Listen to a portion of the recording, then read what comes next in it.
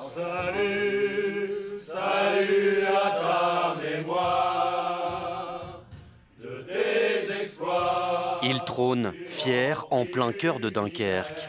Jean Bart, l'illustre corsaire, dont la statue érigée en 1845 est, comme le grand militaire qu'il fut, le symbole le plus fort de la ville. Je suis dunkerquois, je suis né à Dunkerque. Donc je suis un enfant de Jean Bart. C'est ce qui nous représente. C'est notre patrie. C'est une patrimoine, voilà, exactement. Il a sauvé pas mal de monde avec ses bateaux remplis de blé. Et puis en plus, c'est le symbole après de la ville de Dunkerque.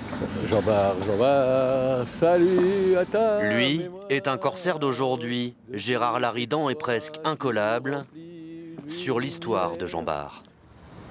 Une idole sur Dunkerque. C'est la figure de proue de Dunkerque, c'est sûr. Alors vous voyez les sabres en avant. Pourquoi? Parce qu'ils se dirigent vers nos amis anglais. Bien sûr, ça a toujours été nos ennemis. Jean Bart, ici représenté sur toile en 1873, a fait ses preuves une bonne partie du XVIIe siècle. Il était l'un des meilleurs corsaires du royaume de France, un grand voleur qui pillait au large et en toute légalité les marchandises étrangères. L'idée, c'est bien de ne pas perdre ni son temps ni son argent à construire des bateaux de guerre, mais bien d'attaquer les bateaux qui sont chargés de marchandises pour enrichir directement les caisses de l'État. Et sinon, pendant des années comme ici sur ce tableau en 1695, il sera le défenseur du port au titre de capitaine de vaisseau. Son plus grand fait d'armes, la bataille du Texel, vitale pour le peuple de France. La France va mourir de faim, tout simplement. Les récoltes de blé sont trop mauvaises. On fait acheter à la Pologne des tonnes de blé. Il y a un convoi qui est escorté en partie par Jean Bart qui le sauve d'une attaque de la part des Hollandais au large de l'île du Texel. Monter à bord d'un navire de Jean Bart, c'est possible au musée maritime et portuaire avec cette expérience immersive, un jeu vidéo qui vous permet d'endosser le costume du corsaire. Un Jean Bart, cette fois peint là aussi dans une sorte de réalité augmentée, avec derrière lui les décors d'aujourd'hui. Ce portrait le représente avant sa mort. On est loin du Jean Bart héroïque, sportif, valeureux et peut-être même svelte qu'on souhaite nous montrer. Mais c'est une autre idée de Jean Bart et finalement un peu plus intime. Cette peinture se veut réaliste parce que faite après l'étude du squelette de Jean Bart, 1,90 m, exhumé en 1928 pour être exposé à la population dunkerquoise. Des fouilles avaient été réalisées dans l'église Saint-Éloi, où il était enterré, et où il repose toujours pour l'éternité, en son cœur, sous le maître-autel. C'est sa place ici. Hein. Je pense que c'est sa place et il est à nous. Hein. On va pas aller le mettre. Hein. C'est à nous, ça. Hein. Ah ouais. Même si on ne l'a pas connu, il fait partie de notre famille. Hein.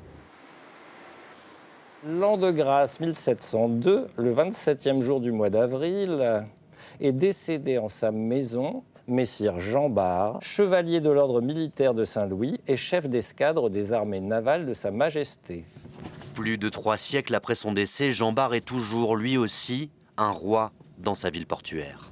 On est sur la situation assez inouïe de quelqu'un qui entre dans la légende et qui n'en ressort pas jusqu'à nouvel ordre. Alors, si vous trouvez un nouveau Jean Bart pour supplanter le premier, sans doute ces faits d'armes seront-ils fort intéressants, mais jusqu'à présent, il n'est pas tout à fait identifié. Ces faits d'armes ont valu au corsaire l'anoblissement par Louis XIV, signifié ici dans cette lettre de la chancellerie. L'objet fétiche absolu. Louis, par la grâce de Dieu, roi de France et de Navarre, à tous présents et à venir, donc nous, salut, vous avez le bonjour de Louis XIV. Courrier historique qui lui attribue par ailleurs son propre blason. En tant que roturier, il était assujetti à l'impôt. En tant que noble, ce n'est plus tout à fait la même affaire. En tant que noble, il est aussi attributaire d'un fief et de domaines qui lui sont remis.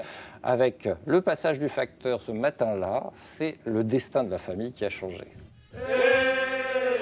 Jean Bart, icône de Dunkerque, a traversé les époques tout en haut de l'affiche.